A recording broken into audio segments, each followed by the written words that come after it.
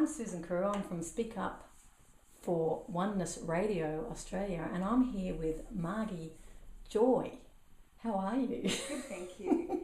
Now we're going to talk about your background and really explore this issue of oneness. So we might start with a little bit about your background. Can you tell me where you've come from and where you've come to? So I guess was born into a family of 3 girls, and I had a father with a very severe mental illness, and a baby sister and a sister that was famous as swimmer, Australian swimmer, and so I was kind of in the middle, and I was born sensitive, and nobody really got me, especially my mum. She used to say she didn't understand me, but I knew what was going on underneath everything. I had a perceptive ability and knowing about what was going on, and I knew that and wished that my dad could heal, even back then. So, but I felt really helpless and really struggled through lots of very inappropriate things that happened to me as a child through that. And then when I was a teenager, I was bashed up by my sister's boyfriend, and I'd been naughty and not done the dishes, and that was why I was being minded by them, and then I was berated and told I was wrong for that. So interestingly, as a soul, then I started to believe that I was just essentially naughty and bad. And so, how old were you at that time? I was 15 right. when that happened. And did it happen the once, or did it just happen? once? And yes, it was on a weekend. And it left a really big impact. Yeah, very big impact. And from that, then I met a man, a boyfriend, and thought I'd fallen in love, and I had. And he started after a while being abusive. And I thought, well, he'll get better and he won't do it anymore. And I really wanted a family. I just wanted to have children, and so I had 3 children with him. And the abuse got worse over the years. And I was a trained secondary teacher, but I always struggled with that, because at school I didn't want to judge the children. I actually couldn't see the purpose in giving them an A to an E, because I knew that the children that were struggling were doing the best that they could with the circumstances they faced at home or whatever, and so that felt very unjust to me. And I was so sensitive to the environment, really not great in an institutionalised setting. So I was just so ecstatic to have my first baby, and actually having babies and children was just I was just in absolute joy to have them. But I noticed some things happening when I had my first baby. What they would call postnatal depression in women now is that when we give birth, our inner child's wounds come up. So I started to feel a lot of the pain around my father's mental illness patterns, of course, travel through the DNA and the sensitivity. And he, in fact, was a very sensitive man, but never found his true calling in life. And they medicated him and gave him ECT treatment, so this poor man never got to know who he was. What's ECT treatment? ECT is when they send electric shocks through the brain. So as a child, I would watch my dad go into this mental hospital and come out with the powder on the sides of his head over and over and over. And he had no memory when he came out, so he couldn't remember anything. Did he remember you? He did remember who we were, but he was often really not kind of present. With it present. Yeah, he was not really present. And then eventually, by the time I was about 17, he was placed on lithium, and he sort of settled down, but he never really had joy in his life because it just made him flat sort of all of the time. So my mum really carried the load for everyone there, and she was a beautiful angelic woman, actually, full of unconditional love, so we were very fortunate in that way. But she did, when I was going through these issues with my husband, she would say to me that all relationships are difficult. So there I started to have this belief that all relationships were difficult, and I stayed. Right. So I stayed until felt like always within I was breaking down, because something never felt right with teaching or being with him. But because I'd been taught not to honour my own knowing, I'd been disempowered all my life and told I was naughty for hiding in cupboards when I knew that people were not safe or situations were not safe. When my father clung to me in bed all night because he thought my mum was going to die and I was 7, no one listened to me that was inappropriate behaviour. So I was always wrong or naughty or just being silly, or, you know, so eventually you don't trust who you are anymore. And so I didn't follow my own knowing, and I just stayed with my husband, and he got more and more abusive. Can you tell me a little bit about the abuse? What sort of abuse was it? Very verbal abuse, and mental and emotional primarily, but when it would heighten, he would have me up against walls, but not actually strangle me, but just energetically strangle me. He'd have his hands around my neck, and he'd go off with guns in a car, and he'd keep me emotionally low, so I was always on this sort of roller coaster. Was that like eggshells? Yeah, so everyone was walking on eggshells, and he went from passive aggressive to verbally abusive. And the children, you know, would see the car coming down the driveway, and so we knew he was going to be coming home, and what kind of mood would he be in. So life started to revolve around his patterns, which was really, I was always in protection of the children, and made sure as to best I could that they were okay. But of course we can't really protect our children, and as souls they've chosen us as parents to go through the journey they're going to. So, why did he behave in that way, do you think? His mother had actually hung herself in the garage and left 5 children. He had a very abusive father, and so the soul, what I have discovered through my journey, and I'll get to that a bit further down the track, is that the soul comes in, and it's chosen to relive in this lifetime the situations that will raise the wounds that are still in the soul and are carried through, and that's in the DNA, it's inside the soul. So in the law is that the soul will attract all to it, all that remains unhealed within it, until it is healed.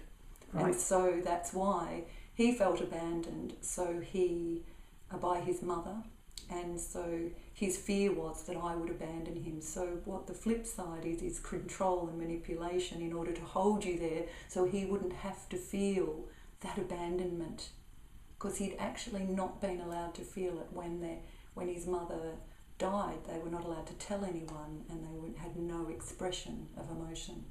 So what I have learnt through all my journey is the way through to healing is to feel it. Yes. And you must feel it to heal it. And it's interesting when you cast your mind around society, around the world, and how there is such a deep suppression of emotion that it's seen as a weakness. Yes. To reveal it. What do you think about that? So what I understand from my journey as it travelled along is that at the moment there is the feminine aspect within both the men and women, for both of us, so the male and the females. We each have a masculine and feminine side. So the masculine is the action orientated, more assertive side, the physical orientation, and the feminine is the nurturing, the gentle, the allowing, the receptive, the feeling side of us. And for years, for eons, the masculine has dominated, and the way through for the change of everyone to understand who they are and to actually heal and come into union and oneness within themselves is to bring in this feminine approach into life in every aspect, the physical, the emotional, the mental and the spiritual. It's to bring the gentleness back. So no more hard pushing, it's like gentle, pull back, receptive, loving, kind, and bring in all those beautiful virtues that have always been written about, patience, kindness, compassion, love. And when we become that within ourselves, then the planet will be healed. We come into union with ourselves, and we can come into union in relationship with others in every aspect of life. So looking at bringing that nurturing energy in, for people who are listening to this who may not have heard this type of language before, they might be saying, well, that sounds interesting, but I don't really get it. Like, how do I if I'm a man who's suppressed my feelings and I'm feeling angry because I'm not heard, or I feel I don't really understand what's going on for me, what does that look like if they want to heal but they don't really know how to? So what they will see is actually a mirror in the relationships in their life. So they will, particularly in our very close relationships, will actually feel the anger rise. And so instead of actually feeling it and finding an appropriate place to feel that, and that could be going out for a walk and actually physically feeling the anger within. But what happens is they project it at others and blame others for their feelings of being angry. So give an example of that. Give an example of how a man would do that. So, or even a woman, because it's in both cases, isn't it? Yeah. So in terms of anger, so a man may not feel he has control of, say, of money, and so he comes home and his wife has been and paid bills and spent money on the children, and he picks up a bill and he sees that there's, X, Y and Z on, a Visa bill or whatever, and he will just let fly at his wife about money because he's actually angry that he's not understanding and feels he's not in control of what's going on. So he will blame, because it's easier to blame someone else than to take responsibility. Than in fact, if I actually went out and did shopping or whatever I did and I was actually involved in the process of that, then I wouldn't need to blame someone else. Or otherwise I could develop trust in the person that's doing that, as opposed to looking for a scapegoat for someone else. But this will relate back to something that's happened where they in their childhood or in their soul somewhere don't feel there's anger stored somewhere. So everything will trigger it. So road rage, that's if you're storing anger within the soul, and it can be from this life or any lifetime. The soul has a memory that's come through. It's why we've come into consciousness now with this to actually heal it. And so life mirrors us opportunities. They're actually opportunities to heal it. So if the man is bringing in that nurturing energy in order to transform this anger, how would that express itself? Like, how would he do that? Well, he may actually opt for more gentle ways to. He would actually see the stress in his life and his approach to what's going on around him, and the way he would start to own the fact that he is angry. It's not someone else's fault he is angry. And so then look for gentle ways that he might actually release that anger. Yoga. Even there's two parts. Yoga is bringing union of sun and moon together, yin and yang, dark and light, and that is the feminine and the masculine.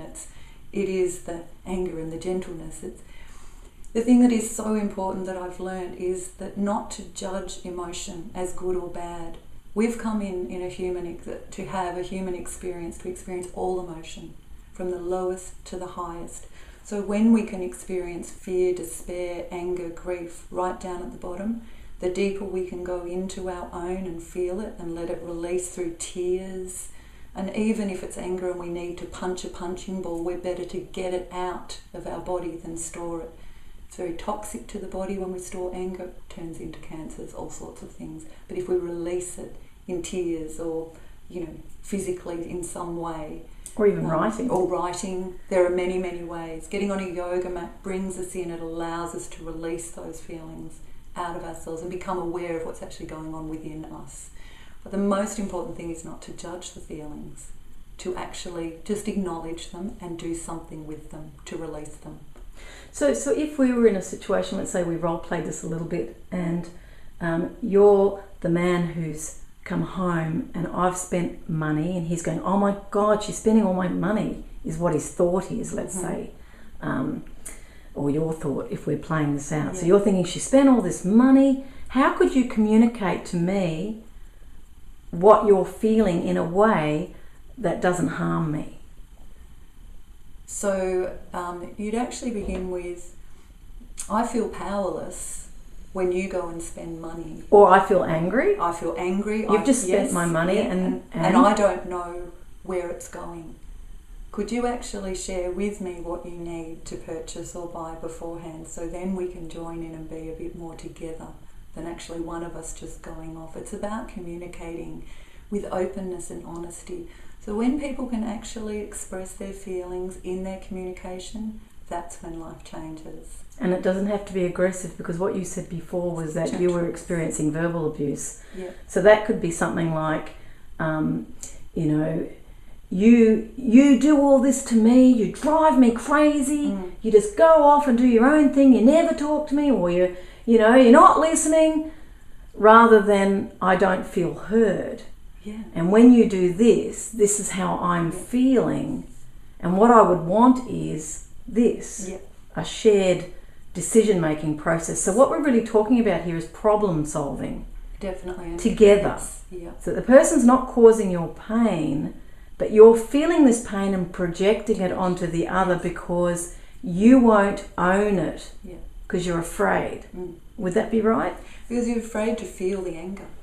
So it's easy to project it, but actually to feel it and own it is very scary, because we've been taught not to feel. And particularly, that's the masculine aspect. Yeah. And so particularly, I have so much empathy for men, because they were not actually given permission to feel as children.